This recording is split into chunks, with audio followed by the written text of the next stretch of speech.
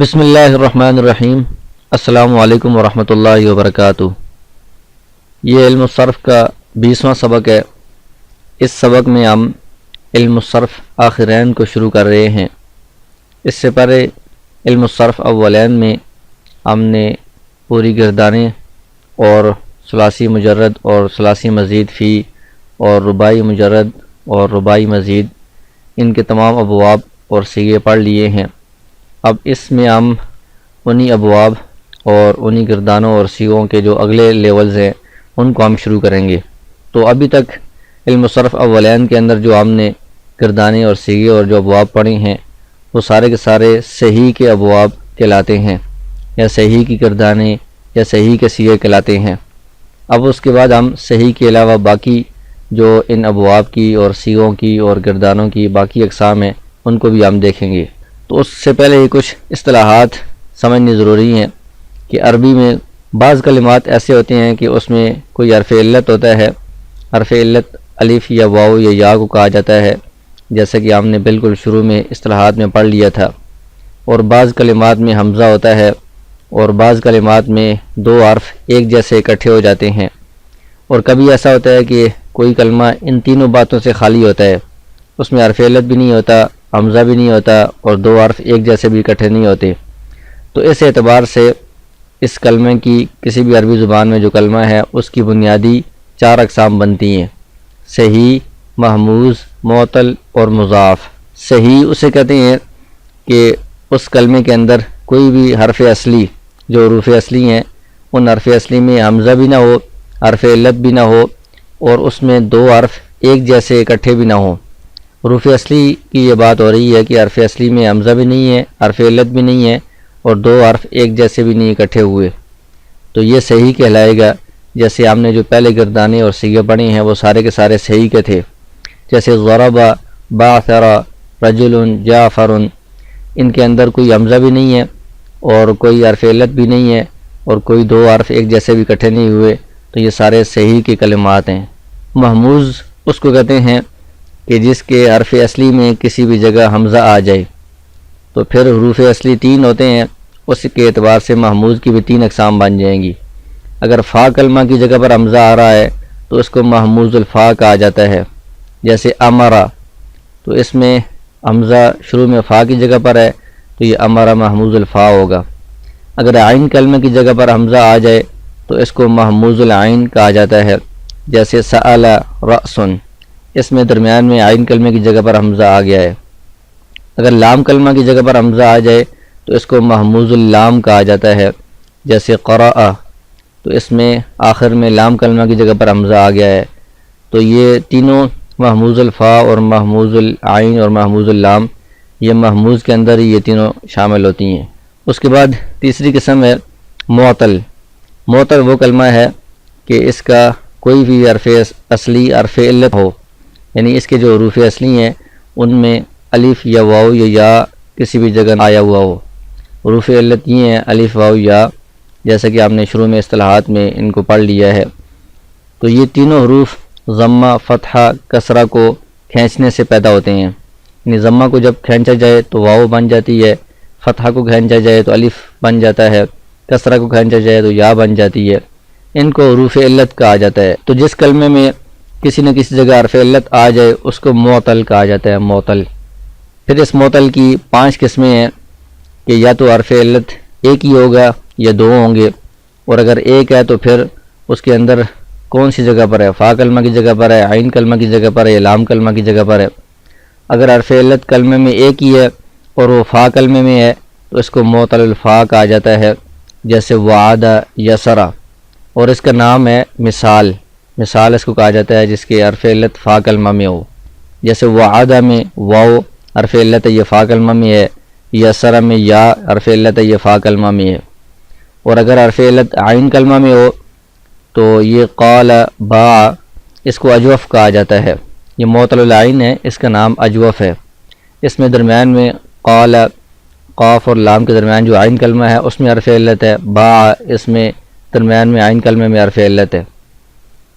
اور اگر حرف علت لام کلمے کی جگہ پر ہو تو اس کو معطل اللام اور ناقص کہا جاتا ہے، جیسے رما، یہ ظبیٌ، تو رما میں جو آخر میں یا کے اوپر کھڑا زبر ہے یہ حقیقت میں حرف علت ہے یہ، اور ظبیٌ میں جو آخر میں یا ہے یہ بھی حرف علت ہے، تو آخر میں لام کلمے کی جگہ پر حرف علت آ گیا ہے تو یہ ناقص ہوگا معتل اللام۔ اور پھر اس میں حرف علت کبھی واو ہوتا ہے کبھی یا ہوتا ہے، تو اس کے اعتبار سے ان کا نام بدلتا رہتا ہے۔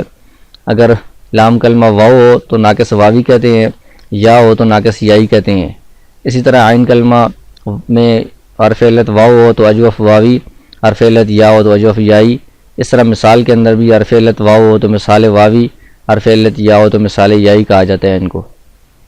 اور اگر کسی کلمے میں حرف علت دو ہیں تو اس کو لفیف کہا جاتا ہے۔ پھر لفیف کی آگے دو قسمیں بنتی ہیں کہ وہ دو حرف علت کس طرح ہیں۔ اگر تو وہ دو حرف علت ایسے ہوں کہ وہ دور دور ہوں، درمیان میں ایک اور حرف کا فاصلہ ہے، یعنی ایک حرف علت فا کلمہ میں ہے دوسرا لام کلمہ میں ہے، جیسے ولی یا وحیٌ، واو اور یا درمیان میں کسی اور حرف کا فاصلہ ہے تو ان کو لفیف مفروق کہا جاتا ہے کہ دونوں حرف علتوں کے درمیان میں فرق ہے۔ اور اگر دونوں حرف علت آگے پیچھے آ رہے ہوں، اکٹھے ہوں، درمیان میں کوئی فاصلہ نہیں ہے، یعنی عین اور لام کلمے میں دونوں حرف علت ہیں، تو اس وقت یہ لفیف مقرون کہلائے گا۔ مقرون کا مطلب ہوتا ہے ملا ہوا، جیسے طوا طیٌ، اس میں واو اور یا اور آخر میں دو یا ہیں، یہ دونوں اکٹھے ہیں، آپس میں ملے ہوئے ہیں، درمیان میں کوئی فاصلہ نہیں ہے، لفیف مقرون کہلائیں گے۔ اور چوتھی قسم جو بنیادی اقسام میں سے ہے وہ مضاف ہے۔ مضاف اسے کہتے ہیں کہ جس کلمہ میں دو حرف اصلی ایک جنس کے ہوں، ایک جیسے دو حرف آگے ہیں، تو پھر اس میں تین حرفوں والا ہے تو مضاف ثلاثی ہے، اور چار حرفوں والا ہے تو مضاف رباعی ہے، جیسے سر اور سببٌ، اس میں سین ہے اس کے بعد دو را ہیں، ان دونوں کو ملا کر ایک بنایا گیا ہے، اصل میں دو را ہیں تو دو را ایک جیسے اکٹھے ہو گئے ہیں تو یہ مضاف ہے۔ سببٌ، اس میں دو با ایک جیسے اکٹھے ہو گئے ہیں حرف تو یہ بھی مضاف ہے۔ تو اب شمار کرنے کے لحاظ سے یہ ساری اقسام جو ہیں نا، محموز کی تین قسمیں ہیں، محموز الفا، محموز العین، محموز اللام، اور معطل کی تین قسمیں ہیں، پھر اس کی آگے لفیف کی دو قسمیں ہیں، پھر مضاف کی، اس طرح کل اقسام تو 11 بن جاتی ہیں۔ لیکن عربی زبان میں جتنا زیادہ ان کا استعمال ہے اور جتنا لوگوں کے ہاں اس کا عرف ہے، اس کے اعتبار سے ان میں سے 7 اقسام مشہور ہیں، تو اس لیے ان 7 اقسام کے حساب سے ان کو یاد کیا جاتا ہے اور بولا جاتا ہے، جس کو ایک شعر کے اندر جمع کر دیا گیا ہے۔ وہ شعر یہ ہے جو بالکل شروع میں لکھا گیا ہے، فارسی کا شعر ہے، صحیح است و مثال است و مضاف، لفیف و ناقص و محموز و اجوف۔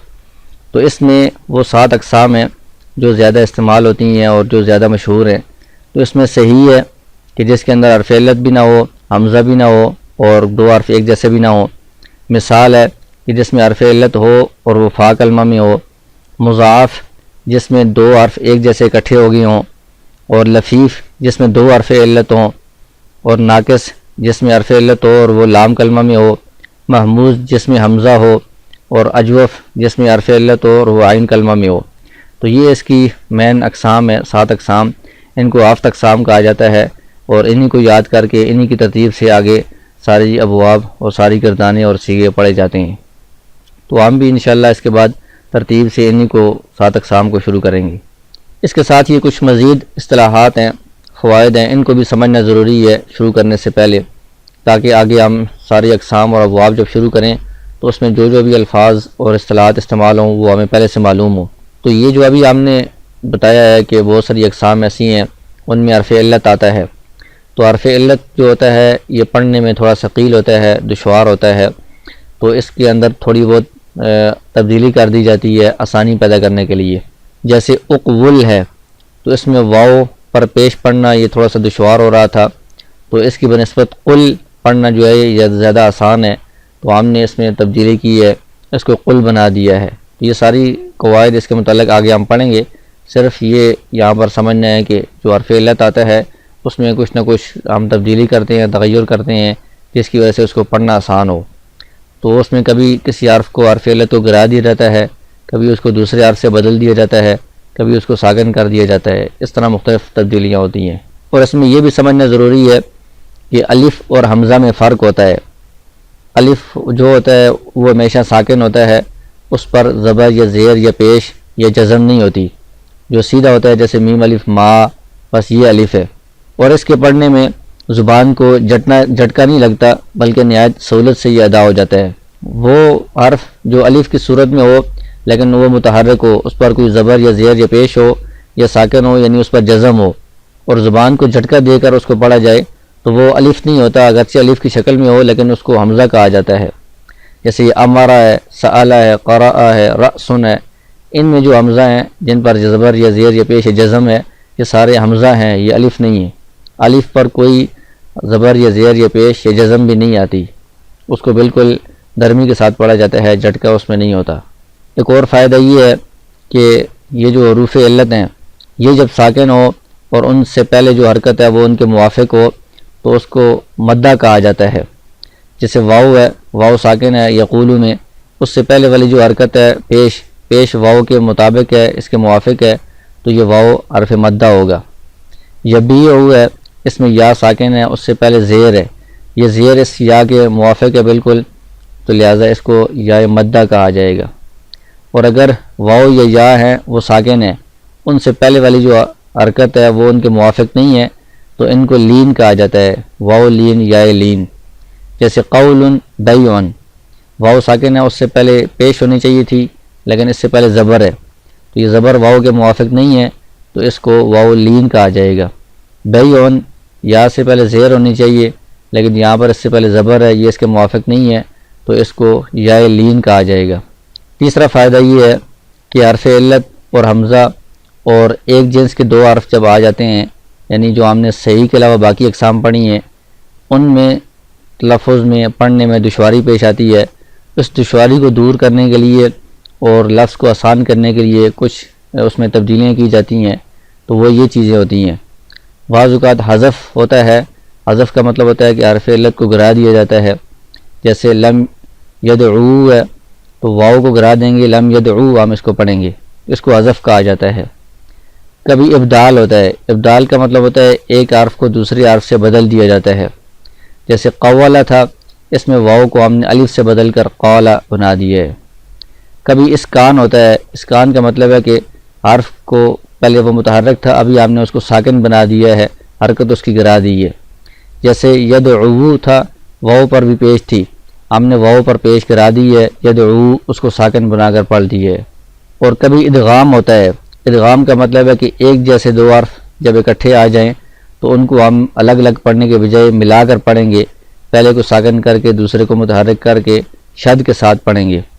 جیسے یہ ربابا تھا، دو با تھے، تو ہم نے پہلے با کو ساکن کر کے دوسرے کے ساتھ ملا کر پڑھا ہے ربا شد کے ساتھ، تو یہ دو باؤں کا آپس میں ادغام ہو گیا ہے۔ تو اس طرح یہ صحیح کے علاوہ جو باقی اقسام ہیں، محموز اور معطل اور مضاف وغیرہ، اس کے اندر دشواری جو ہوتی ہے اس کو دور کرنے کے لیے، آسانی پیدا کرنے کے لیے کچھ تغیر کیا جاتا ہے، اس کے لیے ہر قسم کے اپنے اپنے قواعد ہیں۔ تو آگے ہم ترتیب کے ساتھ محموز اور مثال اور اجوف ان سب کے قواعد بھی پڑھیں گے، ساتھ ساتھ ان کے جو ابواب ہیں، ان کی گردانیں ہیں، صیغے ہیں، ان میں کیا کیا قاعدے جاری ہوئے ہیں، کیا کیا تغیر آیا ہے، یہ ساری باتیں ہم ترتیب سے آگے پڑھیں گے انشاءاللہ۔